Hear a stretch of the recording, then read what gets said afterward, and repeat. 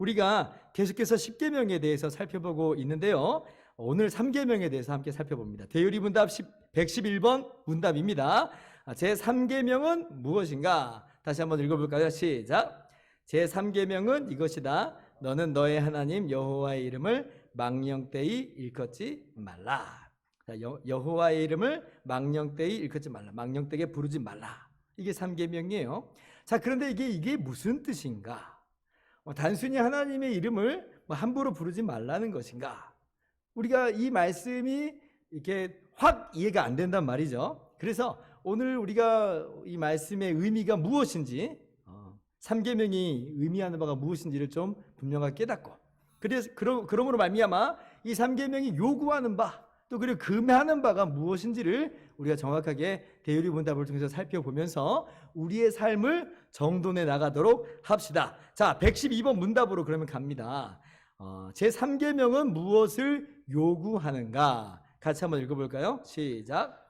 제3계명은 우리가 생각하거나 명상하거나 말하고 글을 쓸 때 혹은 거룩한 신앙 고백을 하고 대화를 나눌 때 하나님께 영광이 되고 우리 자신들과 다른 사람들에게 유익이 되도록 해야 하며 하나님의 이름과 칭호 및 속성 그리고 말씀, 성례, 기도, 맹세, 서약, 제비뽑기, 하나님의 역사 그 외에 자기 자신을 나타내시는 것은 무엇이든지 거룩하며 존경하는 마음으로 생각하고 명상하고 말하며 글을 써야 하는 한편 하나님의 영광, 우리들 자신과 다른 이들의 선을 위하여 거룩한 고백과 책임 있는 대화를 할 것을 요구하신다.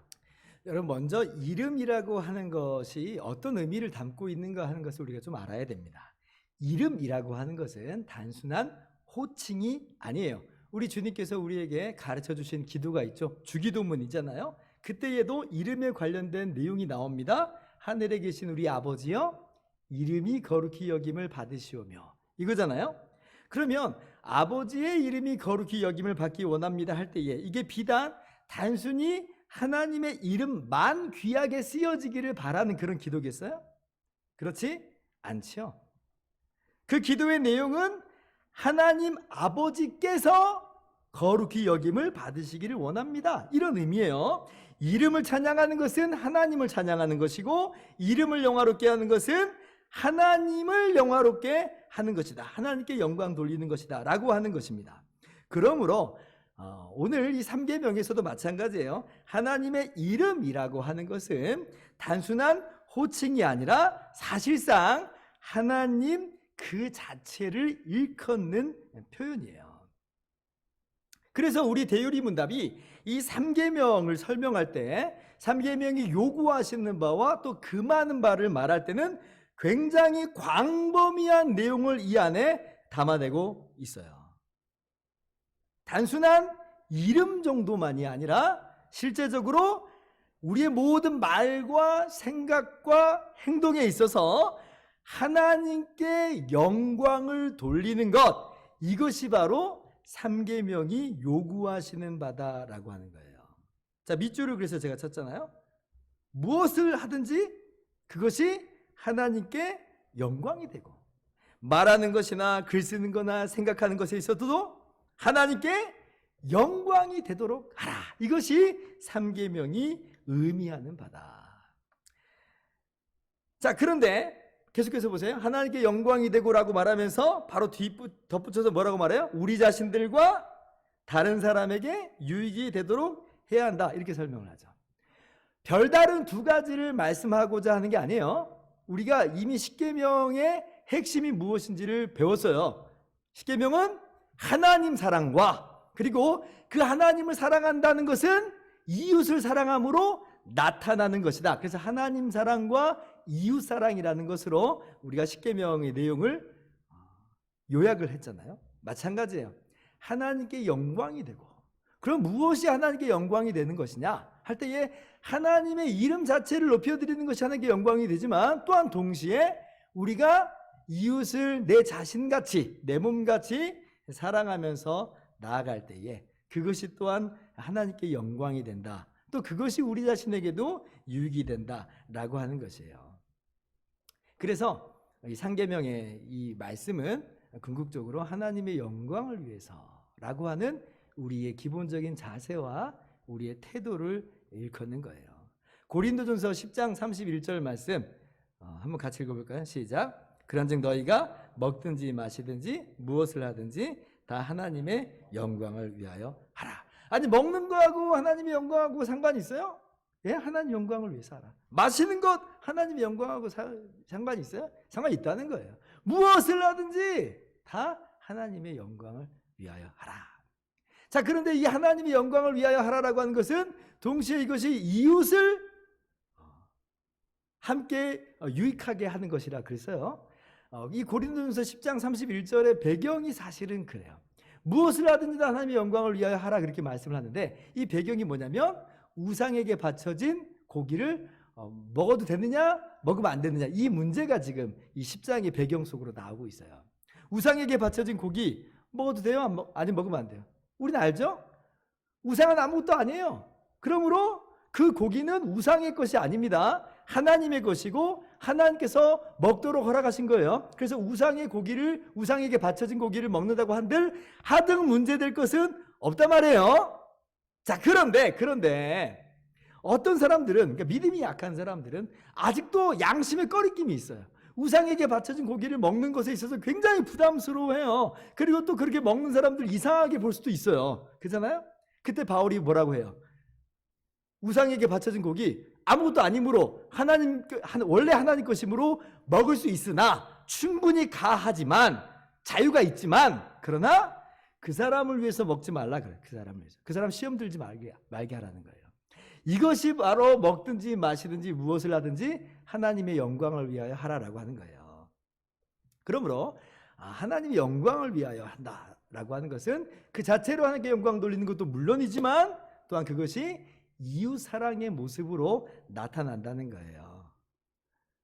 그렇게 하나님의 영광을 위하는 마음으로 이웃의 유익을 구하는 것이 바로 여호와의 이름을 망령되이 일컫지 말라라고 하는 이 계명이 요구하는 바다. 그러니까 우리 대유리 문답이 굉장히 광범위한 내용을 담고 있죠.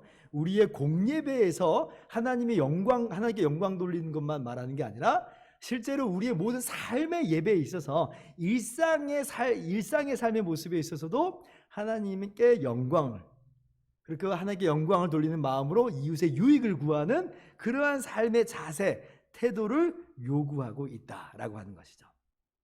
자, 그리고 계속해서 이어서 그 다음 단락을 한번 보도록 할까요? 조금 더 이제 한정 지어서 이제 설명을 하고 있습니다. 한번 같이 한번 또 읽어봅시다. 시작. 하나님의 이름과 칭호 및 속성 그리고 말씀, 성례, 기도, 맹세, 서약, 제비뽑기, 하나님의 역사 그 외에 자기 자신을 나타내는 것은 무엇이든지 거룩하며 존경하는 마음으로 생각하고 명상하고 말하며 글을 써야 하는 한편 하나님의 영광, 우리들 자신과 다른 이들의 선을 위하여 거룩한 고백과 책임 있는 대화를 할 것을 요구하신다. 자, 제가 아까 말씀드린 것처럼 하나님의 이름이 궁극적으로 하나님 자신을 말씀하는 거지만 구체적으로는 이름이라고 하는 게 뭐냐면 하나님의 하나님 되심을 나타내시는 거예요. 그러니까 하나님께서 이름을 통해서 하나님이 어떤 분이신지 하나님께서 어떤 일을 행하시는지를 나타내 보여주신다는 거죠. 대표적으로 출애굽기 3장으로 한번 가봅니다. 출애굽기 3장을 가보면 하나님께서 이스라엘을 출애굽시키실 때 모세를 보내시잖아요. 그러면서 하나님이 어떤 분인지를 알려주세요. 14절 보니까 출애굽기 3장 14절 하나님이 모세에게 이르시되 나는 스스로 있는 자니라. 이게 여호와라고 하는 이름의 뜻이에요. 하나님께서 하나님의 이름을 가르쳐 주시는 거예요. 하나님의 이름을. 그러므로 하나님의 이름이라고 하는 것은 그 이름을 통해서 우리가 무엇을 깨닫게 되냐면 하나님이 어떤 분이신지 하나님께서 어떤 일을 행하시는 분인지를 알게 되는 거예요. 하나님께서는 이름을 통하여서 하나님의 하나님 되심을 말씀하여 주십니다. 그래서 여호와라고 하는 이름을 통해서 우리는 하나님은 스스로 있는 자구나. 하나님은 자존자구나. 다른 것에 의존되어 있는 분이 아니라 오히려 만물이 하나님께 의존되어 있는 것이구나 라고 아는 거예요. 그 하나님, 그 자존자 되신 하나님이 이스라엘을 언약을 맺으시고 구원해 내시는 걸 보니까 또한 여호와라는 이름은 언약의 하나님의 의미를 담아내고 있구나. 이걸 이제 함께 우리가 깨닫게 됩니다. 우리가 지금 하나님의 이름을 배우는 그런 시간은 아니니까 좀 더 많은 것을 제가 설명하지 않겠지만 개략적으로 지금 말씀을 좀 드리고 있는 거예요. 자, 그래서 다시 이 대유리 문답으로 돌아와 보면, 자, 하나님의 이름과 칭호 및 속성, 그리고 말씀, 성례, 기도, 맹세, 서약, 제비뽑기, 하나님의 역사, 그 외에 자기 자신을 나타내신 것은 무엇이든지 뭐라고요? 어떻게? 거룩하며 존경하는 마음으로 생각하고 명상하고 말하며 글을 써야 하는 한편 하나님의 영광, 우리 자신과 다른 이들의 선을 위하여 거룩한 고백과 책임 있는 대화를 할 것을 요구하신다. 그러니까 이게 무슨 말이냐면, 하나님께서 하나님을 나타내시는 모든 것에 있어서, 하나님께서 하나님의 나타내심을 드러내는 그 모든 것에 있어서 우리가 거룩하고 존경의 마음을 그 안에서 담아내야 된다라고 하는 거예요. 함부로 무시한다든지 비웃다든지 우리가 우리 마음대로 재단한다든지 그러지 말라는 거예요. 하나님께서 하나님 자신을 드러내시는 모든 것에 있어서 이름이 대표예요. 근데 이름만 있는 게 아니라 하나님의 성품과 하나님의 사역, 하나님의 말씀이 있어요. 그 모든 것에 있어서 참으로 존경하는 모습, 경외하는 모습으로 그 앞에 서라. 그 앞에 서라. 이 자세가 어떤 자세예요? 예배 앞에서 우리가 마땅히 취할 자세라고 하는 거예요. 공예배에서 우리가 어떠한 자세를 가져야 돼요. 공예배에 어떤 일이 있게 돼요? 하나님의 성품이 선포되죠. 하나님의 행하시는 일이 선포돼요. 특별히 우리를 향하신 하나님의 크고 놀라운 사랑이 선포돼요. 뭘 통해서? 말씀을 통해서. 말씀을 통해서 하나님 자신을 드러내세요. 그때 우리가 예배 시간에 어떠한 자세로, 어떠한 모습으로 지금 서야 된다는 거예요? 팔짱 끼고? 아니죠? 어떠한 모습? 존경하는 모습. 존경하는 모습. 그 말씀을 들으면서 하나님의 하나님 되심을 바라보면서 정말 경외하는 마음, 존경의 마음을 우리 예배 가운데서 우리가 가져야 된다라고 하는 거예요.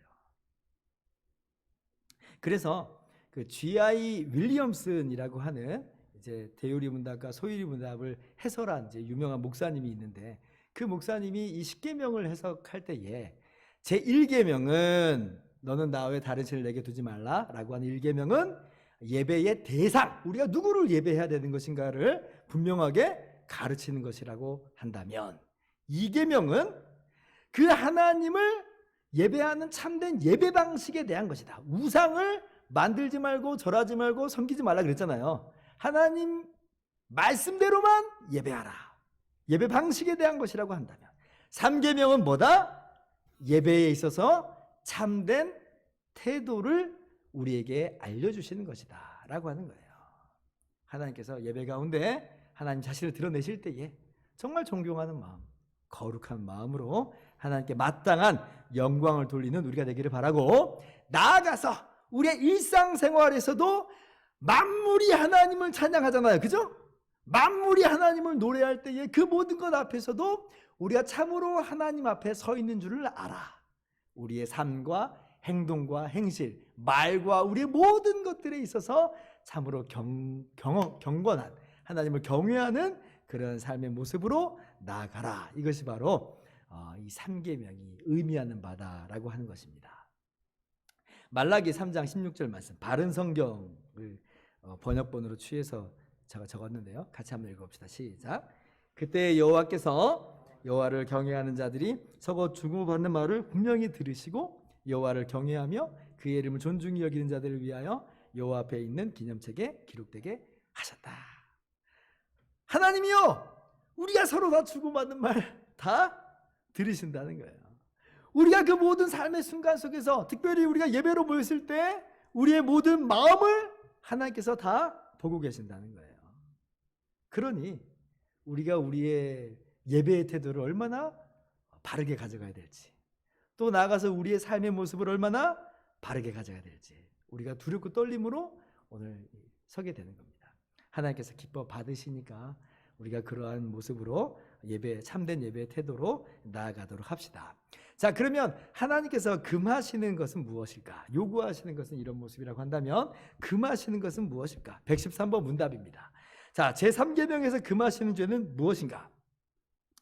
이 대답이 굉장히 길어요. 그래서 제가 단락을 좀 임의로 나누었습니다. 자, 그래서 단락별로 또 요점만 한번 살펴보도록 합시다. 자, 옆에 앞에 한번 그 단락, 교환에도 단락이 좀 나눠져 있을 거예요. 자, 같이 한번 읽어봅시다. 시작. 제3계명에서 금하시는 죄는 하나님의 이름을 이용하지 말라고 하는 것이다. 하나님의 이름을 이름을 무지하게, 무지하게, 헛되게, 불손하게, 불손하게, 불경건하게, 미신적으로 미신적으로 남용하거나 남용하거나 혹은 사악한 마음으로 언급하는 것을 금하신다. 금하신다. 자, 3계명이 예배에 있어서 바른 마음 자세, 태도를 의미하는 것이라고 했어요. 금지하는 건 뭐겠어요? 정확히 그 반대겠죠. 우리 대유리 문답이 처음으로 지금 언급하고 있는 부분이 바로 그런 거예요.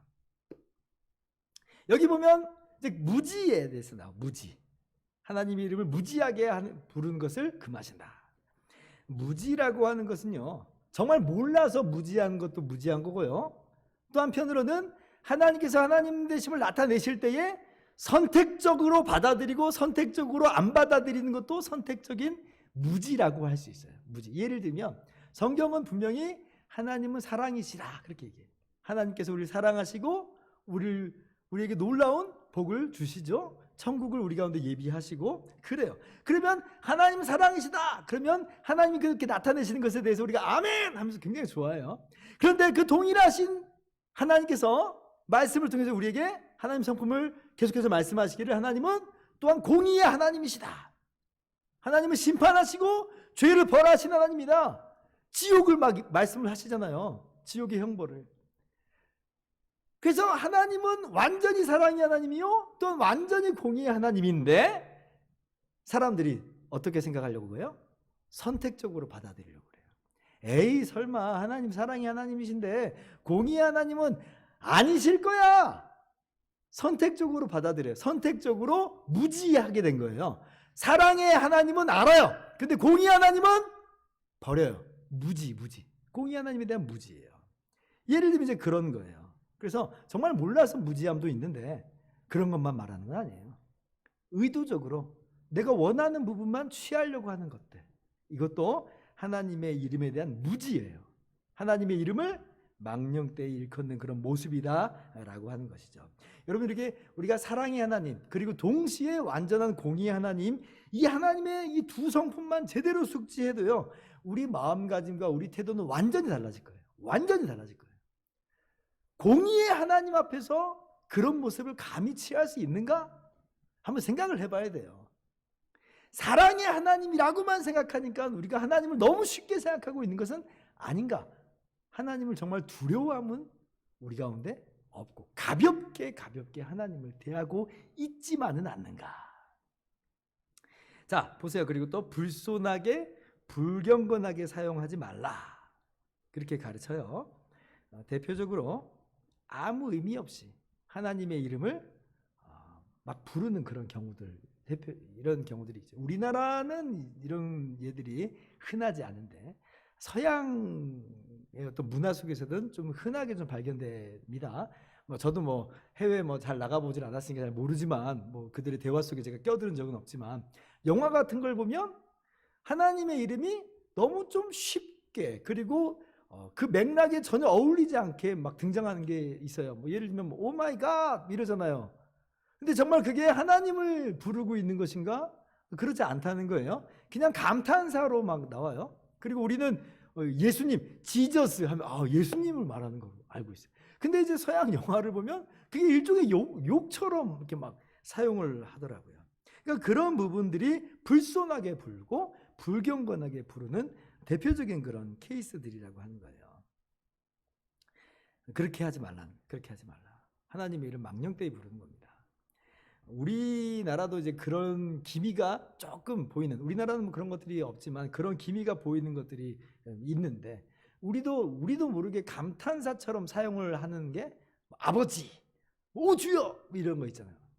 그게 물론 우리는 그 상황 속에서 믿음으로 하나님 아버지를 부르는 것이고 믿음으로 주님을 부르는 것이지만 분명히 근데 보세요. 나중에 후대로 가보면 정말 그럴까요? 어쩌면 우리들도 너무 무의미하게 감탄사처럼 그렇게 부르고 있을 때도 있어요. 그러니까 지금 영미권에서 서양에서 있는 그런 것들이 어쩌면 우리 속에서도 아마 지금 나타나고 있는 모양 아닐까 싶어요. 아마 처음부터 서양 사람들도 그랬겠어요. 변질됐겠죠. 시간이 몇백 년이 흘리면서 변질됐을 확률이 높아요. 마찬가지로 우리도 그럴 수 있다라고 하는 거예요. 우려 아닌 우려가 된다라고 하는 겁니다. 또 이제 하나님께서 이 상계명을 통해서 금하신 것이 무엇인가 한번 보도록 합시다. 자, 그 밖에 넘어갔나요, 목사님? 자, 그 밖에 같이 읽어봅시다. 시작. 그 밖에 하나님의 칭호, 속성, 규례, 역사를 모독하거나 거짓 맹세함으로써 이용하는 것과 모든 죄악된 저주, 맹세, 서약, 제비뽑기 등이다.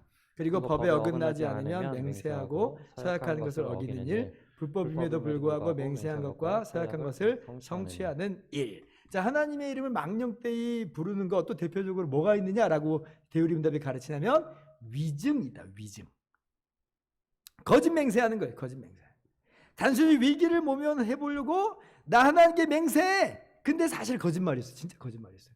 그건 뭐예요? 하나님의 이름을 빙자해 버린 거 아니에요?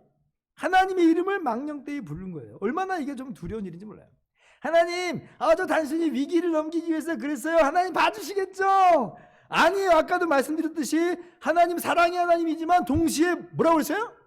공의 하나님이라고 그랬잖아요. 선택적 무지를 하면 안 돼요. 공의 하나님이에요. 이 하나님에 대한 무지가 그 안에 있는 거예요. 얼마나 하나님 크고 두려운 분인지를 잘 모르니까 그런 생각들을 막 해요.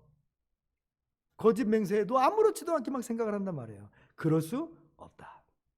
물론 정말 우리가 그렇게 죄를 졌을 때 죄를 깨닫고 다시금 회개하면서 하나님께 나아가면 하나님 분명히 우리를 용서하십니다. 제가 여러분 막 정죄하려고 지금 이야기를 하는 게 아니에요. 용서하시는 은혜 하나님 맞아요. 그러나 함부로 그런 모습을 취하는 것은 절대 아니라. 절대 아니다. 자, 위증에는 단순히 거짓 맹세하는 것만 있는 게 아니에요. 또 어떤 것들이 있을 수 있냐면 다른 사람을 공경에 빠뜨리려고 일부러 거짓 진술을 하는 것도 위증의 한 예죠. 이건 자신이 위기를 모면해 보려는 게 아니라 다른 사람을 수렁에 구렁텅이에 빠뜨리려고 하는 거예요. 대표적으로 성경에 보면 이세벨이라고 하는 약한 왕비가 나봇의 포도원을 취하려고 거짓 증인들이 세워요. 그래서 그 거짓 증인들이 하는 말은 뭐냐면 나봇이 하나님과 왕을 비방했다, 이렇게 저주했다, 이렇게 얘기를 했어요. 그래서 나봇이 처형을 당합니다. 그래서 이세벨이 이 나봇의 포도원을 취하는 일이 있게 돼요. 위증이죠, 위증. 다른 사람을 공경에 빠뜨리려고 거짓 진술을 하는 것. 우리는 뭐 그런 일 뭐 없겠지. 예, 우리들은 거의 없을 거지만, 근데 세상에서 우리가 살다 보면 그런 일들이 너무나도 의외로 비일비재하다는 것을 보게 됩니다. 지금 무한 경쟁 시대 아니에요. 그러니까 지금 서로 상대방을 지금 잡아먹으려고 안달이고 상대방을 지금 공경에 빠뜨리고 자기가 올라가려고 하는 게 지금 세상이잖아요. 그 세상 속에서는 이런 위증의 모습이 얼마나 많이 나오는지 몰라요. 근데 거기에 우리도 나도 모르게 섞여가지고 우리도 그런 일을 막 하고 있을지 몰라요. 그럴듯하게 그냥 그 사람한테 뒤집어 엎어버리는, 뒤집어 쓰여버리는 거죠. 그런 것도 위증의 한 예다. 우리는 그러면 안 된다라고 하는 거예요.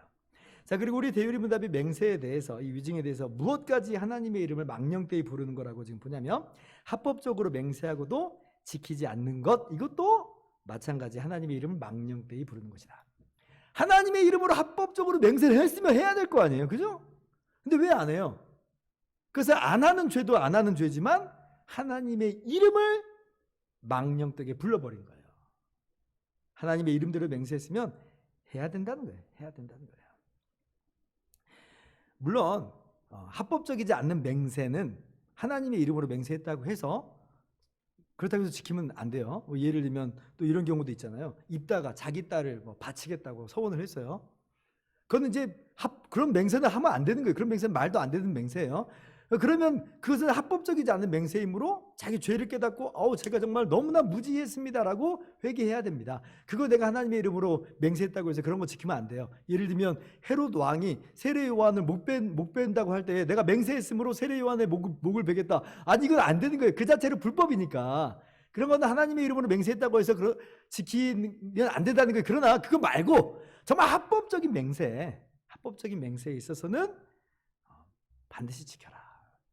그러니 우리 주님께서 뭐라고 가르쳐요? 차라리 맹세하지 말라 그래요. 맹세하지 말라. 우리가 얼마나 연약한 존재인지를 아시기 때문에 맹세하지 말라 그래요. 물론 맹세 자체가 죄는 아니에요. 바울도 보면 내가 맹세한다, 하나님을 두고 막 맹세하는 일이 있어요. 성경에 기록되어 있어요. 그래서 맹세 자체가 죄다 그런 말은 아닌데 아예 우리 연약함을 알고 하나님의 이름을 두고 맹세하는 일들은 아예 없기를 바랍니다. 우리는 그렇게 강한 사람들이 아니에요. 그러므로 아예 그런 이 3계명을 위반하는 죄를 짓지 않기 위해서라도 하나님의 이름으로 맹세하는 일은 없기를 바랍니다. 자, 계속해서 봅시다. 하나님께서 금하시는 것, 하나님의 작정과서부터 한번 또 읽어볼까요? 시작.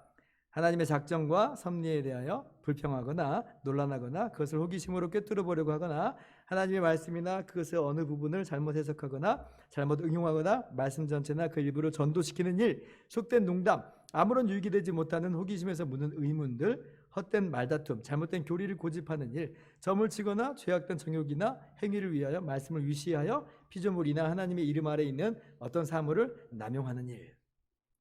아니 이거 뭐 3계명 안에 잔뜩 다 들어가 있네요, 목사님. 자, 하나님의 말씀을 잘못 해석하거나 응용하거나 누락시키는 일들에 대해서 주로 지금 기술되어 있어요. 아니 그럼 이게 어떻게 하나님의 이름을 망령되이 부르는 것과 관련이 되어 있는가라고 생각할 수 있지만 아까 우리가 처음부터 나눴던 내용을 한번 생각해 보세요. 그러면 이게 무슨 뜻인지 알게 돼요. 하나님의 이름이라고 하는 것은 비단 하나님의 이름만 말하는 게 아니라 아까 하나님께서 하나님 자신을 나타내시는 것, 대표적으로 이름이라고 말했잖아요. 그죠? 그러면 오늘 여기 지금 나오는 이 하나님 말씀이라고 하는 것은 하나님 자신을 나타내는 모든 것을 말하고 있는 거예요. 그죠? 그러면 하나님의 이름을 망령되이 일컫지 말라라고 할 때는 하나님 말씀을 망령되이 일컫지 말라, 이 똑같은 얘기라고 하는 거예요. 그러니까 하나님 말씀을 망령되이 일컫지 말라라고 하는 것에는 뭐가 들어가 있어요? 이게 다 들어가 있는 거예요. 하나님 말씀을 잘못 해석하거나 잘못 응용하거나 막 누락시키거나 이런 것들은 다 하나님의 이름을 망령되이 일컫는 그 범주 안에 들어간다라고 하는 거예요. 그리고 그렇게 하나님 말씀 가지고 농담하는 것도 역시 하나님의 이름을 같은 맥락이죠. 망령되이 일컫는 것이 돼버립니다. 특별히 이제 목사님들 같은 경우가 성경을 굉장히 잘 알잖아요. 그러니까 성경 가지고 이렇게 툭툭 농담을 한다고요? 저도 모르게 가끔 막 이렇게 농담을 할 때가 있어요. 요즘엔 뭐 거의 잘 안 하지만 예전엔 아무 생각 없이 막 그래 왔거든요. 키득키득거리고 그러면서. 근데 대율이 문다 보니까 그러면 안 되겠더라. 그러면 안 되겠더라. 하나님의 말씀을 가지고 농담하는 그런 것들을 좀 주의하기로 저 스스로도 좀 다짐을 하게 됐습니다. 왜냐하면 왜 그래요? 그 말씀은 하나님이 하나님 자신을 나타내시는 하나님의 계시잖아요. 하나님의 말씀이잖아요. 하나님 자신의 말씀인데 우리가 어떻게 그 말씀을 경박하게 그렇게 대할 수 있겠는가? 그럴 수 없다라고 하는 겁니다. 자, 마지막 단락을 한번 볼까요? 마지막 단락. 하나님의 진리와서부터 한번 읽어봅시다. 시작. 하나님의 진리와 은혜와 길에 대하여 악의를 품거나 조소하거나 욕하거나 어떻든 반대하는 일, 신앙을 고백하되 위선으로 하거나 사악한 목적을 위하여 하는 것, 신앙을 고백하는 일을 부끄러워하는 일, 불순종하며 오둔하게 열매 없이 적대적인 처신을 하고 배교함으로써 하나님의 이름을 부끄러워하거나 그 이름에 수치를 돌리는 일 등이다. 자, 신앙을 고백하는데 위선으로 하는 것도 하나님의 이름을 망령되이 하는 것이다. 자, 이게 무슨 말이냐면 실제 예수님을 믿는다고 하지만 전혀 그 삶이 성도답지 않은 삶을 사는 사람들이 있잖아요. 자신의 연약함이든지 아니면 진짜 안 믿고 있다든지 아마 그런 모습일 거예요. 그러면 그 모습 보면서 제3자들이 얼마나 욕을 하겠어요. 우리가 그리스도인이라고 불려요. 그리스도에게 속한 사람, 그리스도를 믿는 사람이에요. 한마디로 주님의 이름이 우리 삶 가운데 지금 걸려 있는 것 모양새잖아요. 안 믿는 사람들은 우리를 보면서 그리스도를 보게 되잖아요. 그러면 우리의 행실이 엉망으로 우리의 신앙 고백과 전혀 다른 모습으로 나타날 때 누가 욕을 먹게 되겠어요? 하나님의 이름이 지금 먹칠을 당하는 그런 모양새가 될 거예요. 그죠? 그 이야기를 하고 있는 거예요. 그 이야기를. 그것도 하나님의 이름을 망령되이 부르는 것이다. 뭐 우리 자신이 직접 그렇게 부르는 건 아니지만 우리 자신 때문에 그 사람들이 하나님의 이름을 망령되이 부르고 있으므로 실제로 그것은 우리가 하나님의 이름을 망령되게 부르는 것이다. 신앙 고백을 부끄러워하는 일도 하나님의 이름을 망령되이 부르는 것이다. 그래요. 우리가 복음을 반대하는 일은 없지만 우리가 복음을 드러내기를 부끄러워하고 숨기는 경우가 있겠잖아요. 그러면 안 되지만 근데 그것도 하나님의 이름을 망령되이 이거는 것이다. 왜?